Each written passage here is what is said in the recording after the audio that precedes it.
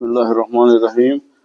ہم گزشتہ ہفتے جو ہے پیران پیر سرکار غوث اعظم دستگیر رضی اللہ تعالیٰ عنہ کے مقالات جو فتوح الغیب کی شکل میں ہمارے سامنے ہیں، تو جو ہے خامسۃ الاربعین مقالہ جو ہے 45واں مقالے شروع کیے تھے، تو اسی کے تسلسل میں آج بھی جو ہے وہی بیان جاری رہے گا۔ تو فرمایا جاتا ہے کہ دنیا مصبر کے درخت کی مانند ہے کہ ابتدا سخت تلخ ہے اور انتہا منفعت اور خاصیت کے اعتبار سے میٹھا شہد ہے۔ کوئی آدمی اس کی شیرنی کو اس وقت تک نہیں پا سکتا جب تک اس کی تلخی کو نوش جان نہ کر لے۔ کوئی شخص زہرا پیے بغیر شہد کو نہیں پا سکتا۔ جس شخص نے اس کی آفات پر صبر کیا، اس کے لیے اس کی نعمتیں میسر ہوئیں، کیونکہ مزدور کی مزدوری اس وقت دی جاتی ہے جب اس کی پیشانی عرق آلود ہو، یعنی جب پسینہ اس کا جسم سے پسینہ نکلے، جس کا جسم تھک جائے، روح غمگین، سینہ تنگ اور قوت زائل ہو، ایسے اپنے جیسی مخلوق کی خدمت کرنے پر نفس خوار اور نفسانیت شکستہ ہو جائے۔ یعنی دنیا کی حقیقت کیا ہے؟ تو بولے کہ دنیا کی حقیقت بلا ہے اور نعمت وصف عارض ہے۔ اسی لیے سید الطائفہ حضرت جنید بغدادی رضی اللہ تعالیٰ نے فرمایا کہ میں نے اپنے لیے ایک قانون مقرر کیا ہے اور اس پر بہت خوش ہوں کہ دنیا کی اصل رنج و بلا ہے، اور اگر مجھے کوئی تکلیف پہنچے تو غمگین نہیں ہوتا، کیونکہ یہ اپنے اصل پر ہے، اور اگر نعمت و راحت ملے تو اسے مفت اور غنیمت شمار کرتا ہوں۔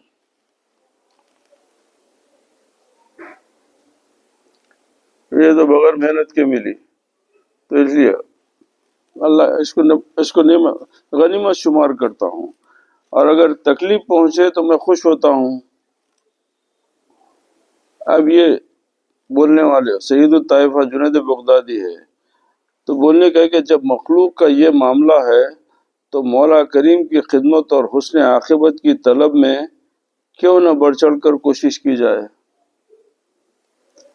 جب دنیا میں ہمارے یہ معاملات ہے تو پھر اب اللہ تعالیٰ کی خدمت، کہ اس کی خدمت اور عاقبت کے اچھے ہونے، یعنی ہمارا معاملہ اچھا ہو، ہمارا نتیجہ اچھا ہو، تو اس میں کیوں نہ بڑھ چڑھ کے کوشش کی جائے۔ یعنی جیسے بولے کہ جس نے مشقت برداشت نہ کی ہو، جس نے مشقت برداشت نہ کی ہو، اسے خزانہ میسر نہیں ہو سکتا، اسے خزانہ میسر نہیں ہوتا۔ تو اے جان برادر، مزدوری وہی پاتا ہے جس نے کام کیا ہو، مزدوری اسی کو ملتی ہے جو محنت کرتا ہے۔ بغیر محنت کے مزدوری نہیں ملتی نا، مزدوری کے واسطے کام کرنا پڑتا۔ جب مزدور ان سب کڑواہٹوں کو پی لے تو یہ تلخیاں اس کے لیے اچھے کھانوں، میووں، لباسوں اور راستوں کی خوشخبری لاتی ہے، اگرچہ بہت ہی کم ہوں۔ دنیا کی ابتدا تلخی ہے، کڑواہٹ ہے۔ دنیا کی شروعات بولے یہ کڑواہٹ ہے۔ جس طرح کے شہد سے بھرے ہوئے برتن کے کناروں پر کڑواہٹ لگی ہو تو برتن کے نچلے حصے اور خالص شہد تک پہنچنے کے لیے اوپر کی تلخیوں سے گزرنا ضروری ہے۔ اس طرح جب بندہ اللہ تعالیٰ کے احکام کی پابندی اور اس کی منع کی ہوئی چیزوں سے دور ہونے پر صبر کرتے ہوئے تقدیر الہی کے سامنے سر تسلیم خم کر دے تو خود کو خدا کے اور خدا خود کو خدا کے سپرد کر دے، ان تلخیوں کو برداشت کرے اور ان کے بوجھ اٹھائے، خواہش کی مخالفت کرتے ہوئے اپنی مراد کو چھوڑ دے۔ اللہ تعالیٰ اس کی آخری عمر پاکیزہ، ناز و نعمت اور آرائش والی بنا دیتا ہے۔ اللہ تعالیٰ اسے اپنے لطف و کرم کے ذمے لے لیتا ہے، یعنی چند دنوں کا فاقہ خوش دلی سے قبول کرو، کیونکہ آخر کار وہ یار عزیز جو خود ہی اپنے کام کا صدقہ ہمارا عذر خواہ بن جائے گا۔ دنیا و آخرت میں اس کی پرورش اس طرح کرتا ہے جیسے شیرخوار بچے کو ہر قسم کی تکلیف اور مشقت سے بچا کر اس کی پرورش کی جاتی ہے، اور جس طرح کے شہد کے اوپر لگی ہوئی تلخیوں کو برداشت کر کے اس کی تہ میں میٹھے شہد تک پہنچ جاتا ہے، لہذا انعام یافتہ آدمی کو اللہ تعالیٰ کی خفیہ تدبیر و استدراج سے بے خوف اور اس کی نعمت پر مغرور ہو کر اس کے ہمیشہ رہنے کا جزم نہیں کرنا چاہیے، یعنی بطریق حال و فنا و زوال کے تقاضے پورے نہ کرتے ہوئے، اور نہ ہی نعمت کے شکر سے غافل ہو کر نعمت کی زنجیر کو ڈھیلا کرنا چاہیے، کیوں کہ نعمت کے شکار کے لیے شکر پنجرہ ہے، اور اسے چھوڑنا پنجرہ کھولنے کے مترادف ہے۔ تو یعنی جب اللہ کی نعمت مل ہے تو اس کے اوپر شکر ادا کرو۔ اگر تم شکر نہیں ادا کریں گے تو معاملہ ویسی ہے جو پنجرہ کھل گیا تو پنچھی اڑ جاتا۔ تو شکر کا دامن ہمیشہ ہاتھ میں رہنا چاہیے اور اس کی نعمت کی زنجیر کو ڈھیلا کرنا چاہیے، جیسا کہ حضور اکرم صلی اللہ علیہ وسلم نے فرمایا کہ نعمت ایک وحشی جانور ہے۔ اب نعمت کو پنجرے میں رکھنے کے لیے کیا ہے تو شکر ہے۔ اگر آپ نعمت پہ شکر نہیں ادا کریں گے تو یہ وحشی جانور ہے، اسے شکر کے ذریعے قید کر لو، اسے شکر کے ذریعے قید کر لو۔ چنانچہ مالی نعمتوں کا شکریہ میں اللہ تعالیٰ فضل و انعام والے کے سامنے ان کا اعتراف، یعنی قلت و کثرت، کمی یا زیادت، خبط و بسط اور جمع و تفرقے کی حالت میں ہر حال میں انہیں اپنے نفس سے بیان کرتے رہنا، یعنی جیسا کہ آیت کریمہ اس پر ناطق ہے، وَأَمَّا بِنِعْمَةِ رَبِّكَ فَحَدِّثْ، اس کا ذکر کرتے جاؤ، اس کی نعمتوں کا خوب چرچا کرتے رہو، اور اسے محض اس کا فضل و احسان جاننا چاہیے۔ دیکھیے کہ اگر انسان کی طبیعت میں شکر ادا کرنے کی جب عادت پڑ جاتی ہے تو انہیں ہر چیز کو اللہ کی نعمت سمجھ سکتا ہے۔ اگر اس کی طبیعت میں اس کے اگر شکر نہیں ہے تو انہیں نعمت کو بھی زحمت سمجھتا، وہ بھی اس کو کم نظر آتی۔ اور جس بندے کو شکر ادا کرنے کی اللہ توفیق عطا کرتا تو اس کو معمولی سے معمولی، مثال کے طور پہ کہ ایک واقعہ ہے، اس سے ہٹ کے یاد آ گیا، تو ہارون رشید ایک وقت بہلول دانا سے مل کے بولے کہ بہلول کچھ اچھی باتیں بتاؤ۔ تو بولے کہ اچھا یہ بتاؤ کہ اگر تم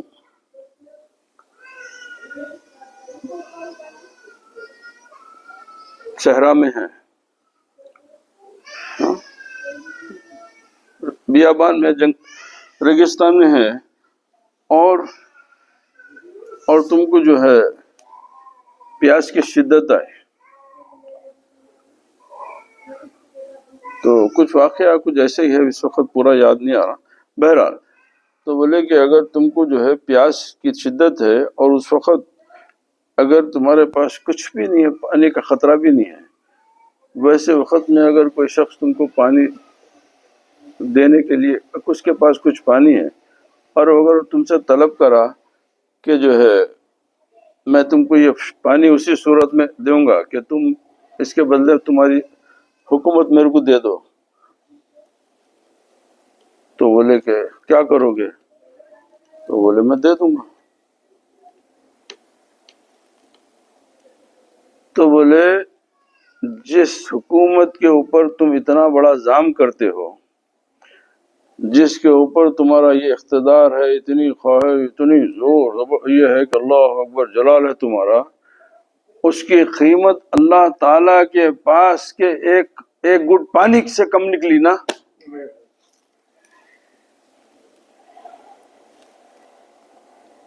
کہ اس وقت تم کو اگر پانی نہیں ملے تو تمہاری جان چلے جاتی، ہاں تمہاری جان چلے جا رہی، تو تم اپنی جان بچانے کے لیے جو پانی کے چند گھوٹ کے عوض میں تم اپنی سلطنت دینے کے لیے راضی ہو جا رہے ہیں، تو اب یہ تمہاری سلطنت کی اس کی نعمت کے سامنے کیا اہمیت ہے؟ تو جب انسان نعمت کو سمجھنے کی کوشش کرے تو اس کو یہ آپ کو اس اللہ کی ہر عطا پہ اس کا شکر ادا کرنا ہے۔ اب ہم لوگوں کی طبیعت میں ناشکری اتنی بڑھ جاتی ہے کہ سب کچھ ملنے کے بعد میں چند چیزیں ہماری خواہش کی نہیں ملی تو ناشکری آ جاتی ہے، ہماری پسند کی چند چیزیں پوری نہیں ہوئی تو ناشکری طبیعت میں آ جاتی، تو یہ اللہ سے دور کر دیتی ہے آپ کو، یہ اللہ تعالیٰ سے آپ کو بہت دور لے کے چلے جا رہی ہے کہ بھئی شکر تو یہ ہے کہ بھئی میں بندہ ہر حالت میں شکر ادا کرنا چاہیے، اور اس کے لیے لوازمات پورے ہیں بھئی کہ آپ کی آنکھ اچھی ہے، آپ دیکھ سک رہے ہیں اللہ کا شکر ہے، آپ بات کر سک رہے ہیں اللہ کا شکر ہے، آپ ہاتھ سے حرکت کر سک رہے ہیں اللہ کا شکر ہے، یعنی کن کن نعمتوں کا آپ شکر بجا لائیں گے آپ؟ کہ ہم تو حیوان و چرند و پرند سے بھی نیچے کے درجے پہ آ گئے، کیوں کہ جو مخلوق اللہ پیدا کیا، جو پہاڑ شجر حجر جو بھی ہے، ہر کوئی اپنا شکر ادا کر کے اپنی عبادت میں مصروف ہے، اور ہم انسان ہو کے جو ہے انصاف سے دور ہو گئے۔ یہ بولے کہ بقول سادی صاحب قبلہ کے شرط انصاف نہ باشد کہ تو فرما نہ بری، یہ کیسا انصاف ہے کہ تو نافرمانی کرتا؟ ارے بھائی وہ جو جمادات نباتات ہیں وہ تو اپنا پیدا ہونے کا حق ادا کر لے رہے ہیں پورا، وہ لوگ تو اپنا پیدا اللہ تعالیٰ کی تسبیح کرتے ہوئے اپنا حق ادا کر رہے ہیں، اور تو انسان ہو کے تو اللہ سے دور ہو گیا، تو یہ کیسی نافرمانی ہے تیری؟ تو سب سے بڑی بندگی یہ ہوتی ہے کہ ہمیشہ انسان اللہ تعالیٰ کی عبادت میں رہے، یعنی اس کا شکر بجا لائے ہر حالت میں۔ اس لیے کہ اب بیمار ہو گئے تو آہو بکا شروع ہو گئی، ارے بھائی تم کو زندہ رکھا نا، مر جاتے تو وہ بیماری میں جو زندگی ہے وہ اس کا شکر ادا نہیں کرتے۔ تو شکر ادا کرنا آپ کے اوپر ہر لمحہ ضروری ہے۔ اگر ہم لوگ ناشکری کی طبیعت میں آ گئی تو اب اس کا کوئی علاج نہیں ہے۔ بولے کہ مالی نعمتوں کا شکر میں اللہ تعالیٰ فضل و انعام والے کے سامنے ان کا اعتراف، اور حال حال میں انہیں اپنے نفس سے بیان کرتے رہنا، جیسے کہ بھئی کہ اللہ تعالیٰ فرمایا، جیسے قرآن شریف کے بھی کہ سورہ والضحیٰ کہ بھئی میری نعمتوں کا تم خوب چرچا کرو، اسے محض اس کا فضل و احسان جاننا چاہیے۔ نعمت مال کا شکریہ یہ ہے، نعمت مال کا شکر یہ ہے کہ یعنی شکر کا پہلا مطلب تمام نعمتوں کو شامل تھا، اب مال کے ساتھ مخصوص شکر کا بیان ہو رہا ہے، یعنی پہلے تو ہر حال میں شکر ادا کرنا ہے، ہر حال میں شکر ادا کرنا ہے، اس لیے کہ اگر بیمار ہے تو شکر ہے اس لیے کہ ابھی زندہ ہوں، میرے سانس باقی رکھا تو مجھے دنیا میں زندگی عطا کرا، ابھی زندہ۔ تو بندہ جب شکر ادا کرنے پہ بیٹھے تو انہیں ادا ہی نہیں کر سکتا پورا شکر،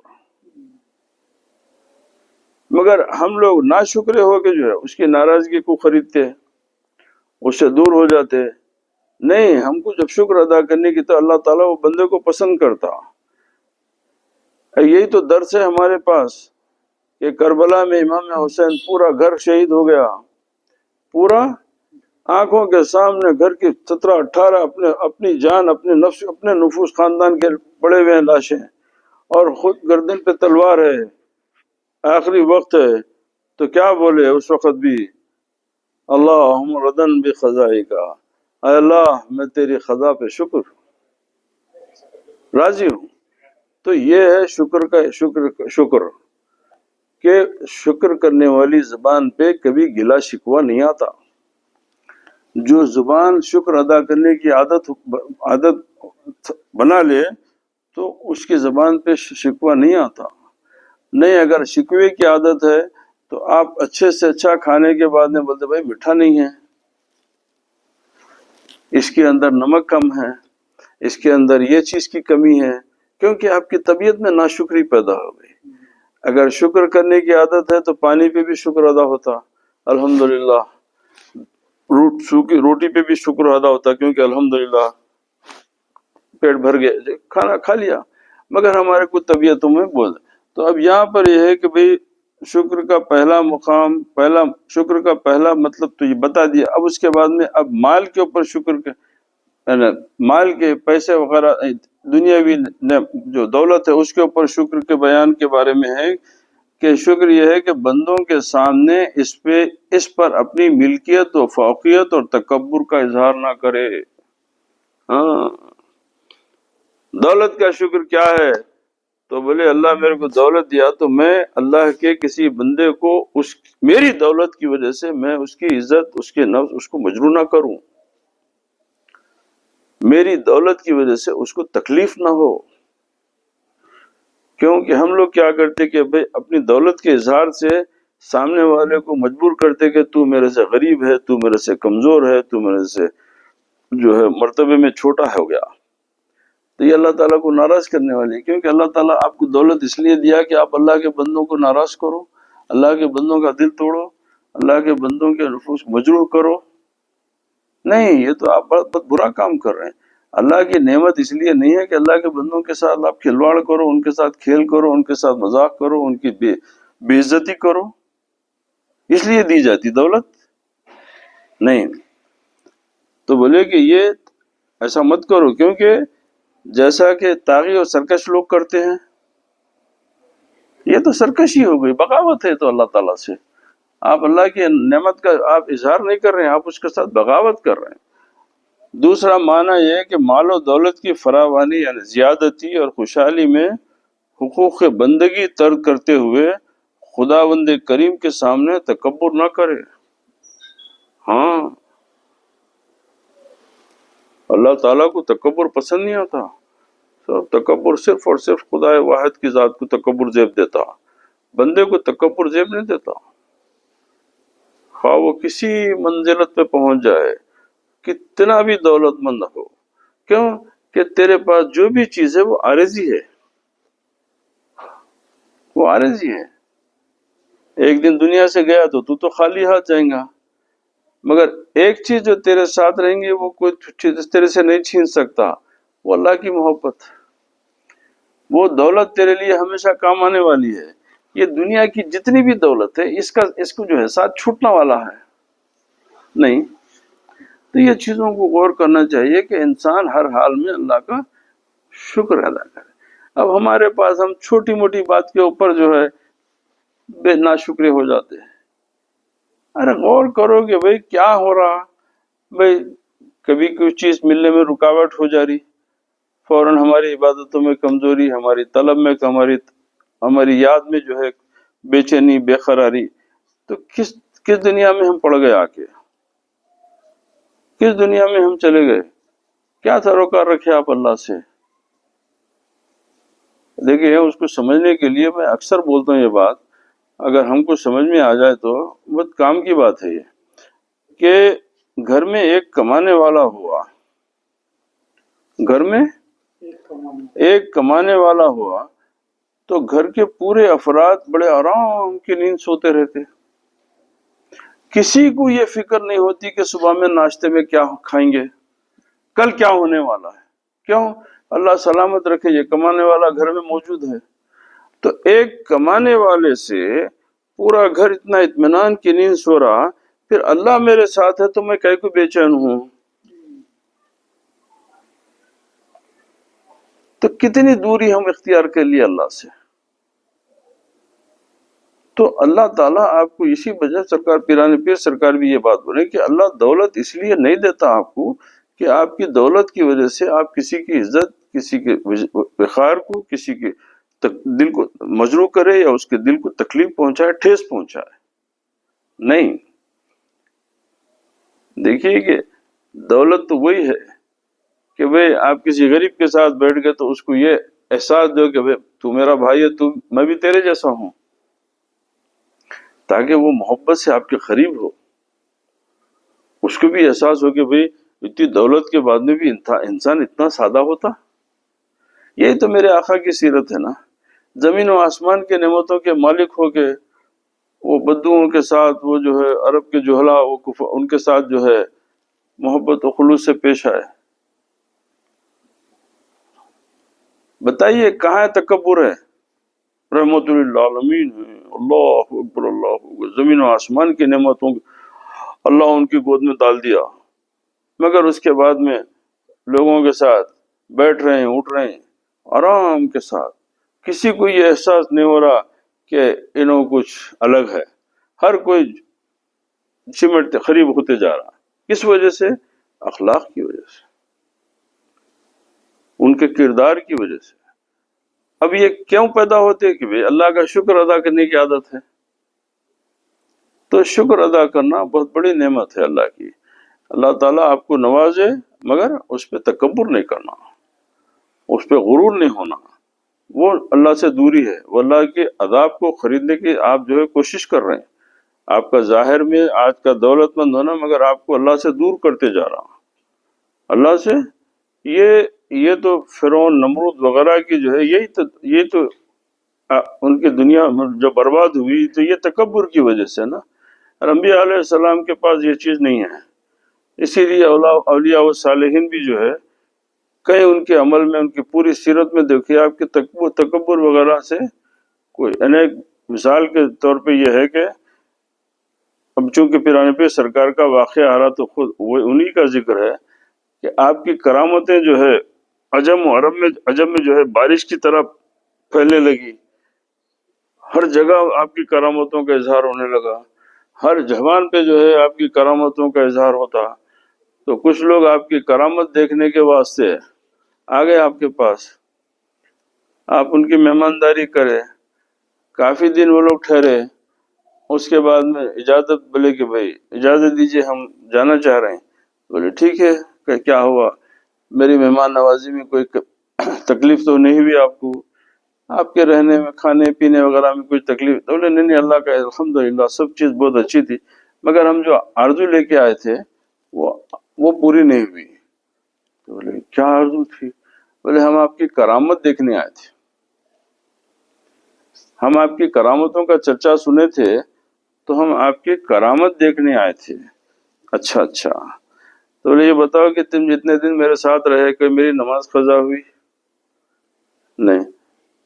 میرے سے کوئی جھوٹ، میری گفتار میں کوئی جھوٹ پائے، کوئی عمل میرا شرع شریف کے احکام خداوندی سے، رسول اللہ سے کے احکام سے الگ پائے؟ نہیں۔ بولے جاؤ، یہی میری کرامت ہے۔ کیوں؟ کہ ہم کرامت دکھانے، ہم شعبے باز تھوڑی ہیں جو کرامت دکھاتے ہیں۔ کرامت دکھانا یہ اولیاء اللہ کا استغفر اللہ شوق نہیں ہوتا، نہیں، یہ اللہ سبحانہ و تعالیٰ کا جب حکم ہوتا ہے تو وہ چیز ان سے سرزد ہوتی ہے کہ تاکہ لوگوں کو پتہ چل جائے کہ یہ خاص بندہ ہے جو اللہ کا دوست ہے، ورنہ شوق نہیں ہوتا ان کو۔ کوئی اگر یہ سمجھتے کہ اولیاء اللہ کرامت دکھاتے، نہیں، یہ آپ بہت بڑا الزام لگا رہے ہیں ان کے اوپر۔ تو اسی طریقے سے پیرانے پیر سرکار یہ فرما رہے ہیں کہ تکبر مت کرو، کیونکہ تکبر کرنا دراصل جو ہے یہ سرکش بنا دیتا، انسان کو باغی بنا دیتا، اور اللہ تعالیٰ کے کسی دوستی سے انسان محروم ہو جاتا۔ خدا بندی حدود سے تجاوز نہ کرے، اور مال کے بارے میں حکم خدا کو ترک نہ کرے، مثلا حلال طریقے سے روزی حاصل کرے، اس کے حاصل کرنے میں یعنی افراد و تقصیر سے بچا رہے، یعنی کسی بھی طریقے سے حاصل کرنے، حرام حلال کی اگر آپ فرق کے بغیر حاصل کر رہے ہیں تو وہ آپ کے لیے عذاب ہے وہ۔ اور خرچ کرتے وقت اسراف و تبذیر سے گریز کرے۔ ہاں، کیا مطلب کہ اب دیکھیے اسلام میں منع ہے کہ اسراف مت کرو۔ اسراف کس کو بولتے؟ جو ضرورت سے زیادہ بیجا خرچہ ہو جائے وہ اسراف ہے، جو زیادہ بیجا ہو جائے وہ اسراف ہے، اور اس کو جو ہے مکروہ قرار دیا گیا، رسول پاک کی زبان میں اس کو جو ہے وہ مکروہ قرار دیا گیا۔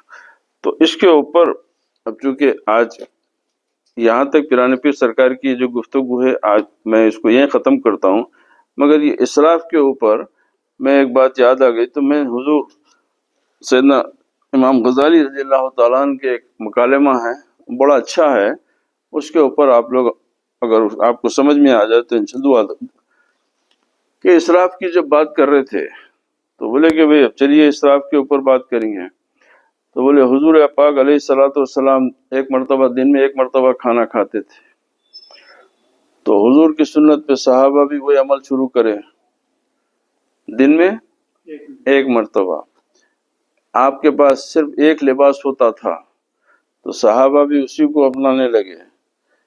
اب حالات بڑھتے اب چونکہ یہ واقعہ امام غزالی کا تو مطلب 600 سال کے بعد کی گفتگو ہو رہی ہے، تو بولے کہ بھئی اب آج کے دور میں ہمارے پاس انسان جو ہے 2 3 مرتبہ کھانے کا عادی ہو گیا، ایک مرتبہ کھائے تو مر جائے، ہو سکتا ایک مرتبہ سے اس کا کام نہیں چل رہا، 2 3 مرتبہ کھانا ہو رہا، اور لباس بھی جو ہے ایک لباس سے کس کا کام چل رہا، تو لباس میں بھی زیادتی ہو گئی، تو اب ہم یہ اسراف ہو گیا، زیادہ کھانا بھی اسراف ہے، زیادہ کپڑے وغیرہ بھی جو بھی چیز استعمال سے زیادہ ہو وہ اسراف ہے۔ تو اب اس سے کیسا بچنا؟ تو بڑا اچھا فلسفہ انہوں نے اپنا نتیجہ بہت اچھا دیے، بولے کہ ایک کام کرو، بھوک لگی تو کھانا کھا لو، کیونکہ بھوک پہ کھانے پہ اسراف نہیں ہے، بھوک لگنے کے بعد کھانے پہ اسراف نہیں ہے، وقت ہے آپ کو، اس لیے کہ اگر نہیں کھائیں گے تو آپ کمزور پڑ جائیں گے، آپ کی صحت کمزور پڑ جائے گی، آپ کو جو ہے آپ کی حرکت و سکنت میں جو ہے فرق پڑ جائے گا، تو بھوک لگی تو کھانا کھا لو۔ اب بھوک اور خواہش کے درمیان فرق کیسا محسوس کرنا ہے؟ بھئی ہم لوگ تو جو ہے بھوک نہیں بھی رہتی مگر وقت پہ جو ہے گھڑی دیکھ کے کھانا نکالو بولتے ہیں، ہم لوگ تو ٹائم بنا لیا نا بھائی، یہ صبح میں ناشتہ کرنا ہے، دوپہر کا کھانا ہے، شام کا کھانا ہے، یہ ٹائم پہ اس طریقے سے بھوک رہتی یا نہیں رہتی مگر کھانا ہے تو کھانا ہی ہے۔ تو یہ بڑا اچھا فلسفہ بتایا کہ بھئی جب بھوک لگی تو کھانا کھا لو، وہ اسراف نہیں ہوتا۔ اب بھوک اور شوق میں کیسا فرق محسوس کرنا ہے؟ تو بڑا پیاری بات بتائے کہ سوکھی روٹی بغیر شوربے کے حلق کے نیچے اتری تو بھوک ہے،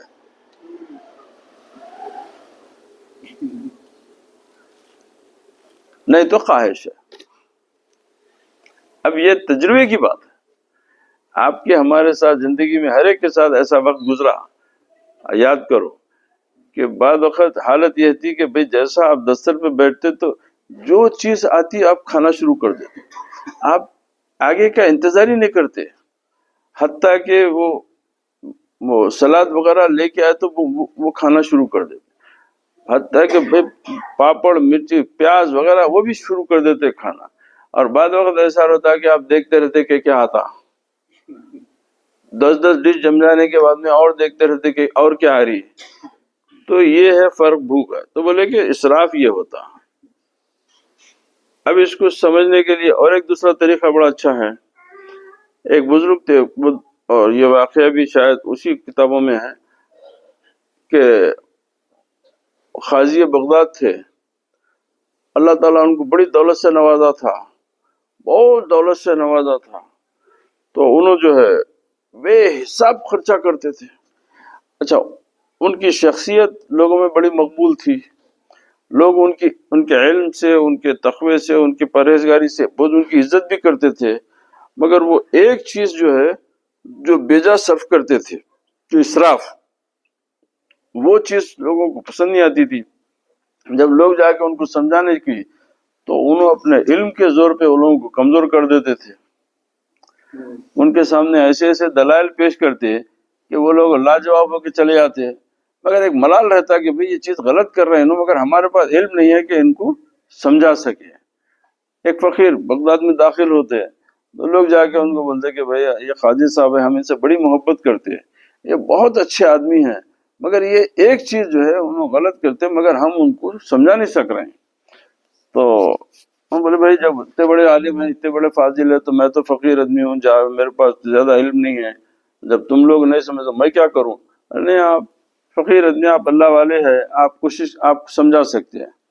بولے چلو، چلے گئے، جا کے بولے کہ بھائی آپ تو ماشاء اللہ فاضل کامل جو بھی ہیں، بڑے عالم ہیں، قاضی ہیں، اور میں جاہل ہوں، تو میں چاہتا ہوں کہ میں آپ کے سامنے وضو کروں، میں آپ کے سامنے وضو کروں، اور جب تک کہ میرا وضو مکمل نہیں ہو جائے آپ میرے کو نہیں ٹوکنا، بیچ میں کچھ نہیں بولنا، جب میں وضو کر لوں تو اس کے بعد میں آپ بتانا کہ میرا وضو صحیح ہوا یا نہیں ہوا۔ بولے شکر ہی بولے۔ تو اب وہ جو ہے ہر چیز کو جو ہے، ہر عمل کو جو ہے 5 6 مرتبہ، یعنی 3 سے زیادہ مرتبہ، ہاتھ دھوئے تو 5 مرتبہ، کلی کرے تو 5 6 مرتبہ، منہ پہ پانی 5 6 مرتبہ ڈال لے رہے ہیں، اور اپنے ہاتھ تمام اس طریقے سے کر لیے، کر کے بولے میرا وضو ہو گیا۔ تو قاضی صاحب بولے کہ وضو تو ہو گیا مگر مکروہ ہے۔ کیوں؟ تو بولے پانی کے زیادہ استعمال سے وضو مکروہ ہو جاتا، کیونکہ تم اللہ تعالیٰ کی نعمت کو غلط استعمال کرے نا۔ آپ کو اجازت ہے 3 مرتبہ تک دھونے کی، تو وہاں تک پانی کا استعمال صحیح ہوتا، اس سے زیادہ جب استعمال ہو گیا تو اللہ کی نعمت ہے پانی، آپ وہ پانی کے کچھ زیادہ استعمال کرے جب ضرورت نہیں تھی، تو یہ مکروہ ہو گیا۔ اللہ خدا کے بندے، میں پانی زیادہ استعمال کرا تو میں زیادہ پاک ہوا، زیادہ صاف ہوا، اور تم میرے پہ فتویٰ لگا دیے مکروہ، اور تم اللہ کی نعمتوں کا اتنا اظہار اتنا کرتے اور لوگوں کو جو ہے علم کے ذریعے ڈراتے۔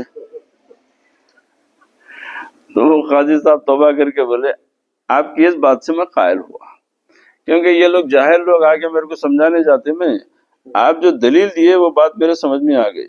تو اسی طریقے سے ہر چیز کو جو ہے صحیح طریقے سے سمجھنا ہے کہ شکر بجا لاؤ۔ یہ اللہ تعالیٰ کے اوپر ناراضگی بار بار اچھی نہیں ہے، ہر بات کے اوپر اللہ تعالیٰ سے منہ موڑ لینا یہ بندگی نہیں ہوتی ہے۔ ارے بھائی آج نہیں کل ہو جائیں گا، میں زندہ ہوں، میں صحت دیا پروردگار، میرے کو سب چیز صحیح ہے، صرف کچھ چیزوں کی کمی بیشی کی وجہ سے ایک دم شکر کرنے کے چھوڑ دینا یہ بندگی کے خلاف ہے۔ وآخر دعوانا الحمد للہ رب العالمین، والصلاة والسلام علی سید الانبیاء والمرسلین۔ اللہ سبحانہ وتعالی صدقے میں نبی پاک، ان کے اہل بیت کے اور ان کے پیاروں کے، خصوصاً میرے آقا میرے مولا سیدنا شیخ عبد القادر جیلانی غوث العظم دستگیر رضی اللہ تعالیٰ عنہ کرم سے، تمام شیوخ کرام کے واسطے سے اللہ ان کے کلام کو سمجھنے، اس پہ عمل کرنے کی توفیق عطا فرمائے۔ اللہ تعالیٰ ان کے غلاموں میں شامل رکھے، دنیا و خبر آخرت میں ان کا ساتھ ہو، ان کے دامن کی رحمت، ان کے دامن فضل و کرم سے جو ہے اللہ سبحانہ و تعالی ہم کو دور نہ کرے۔ وآخر دعوانا الحمدللہ رب العالمین۔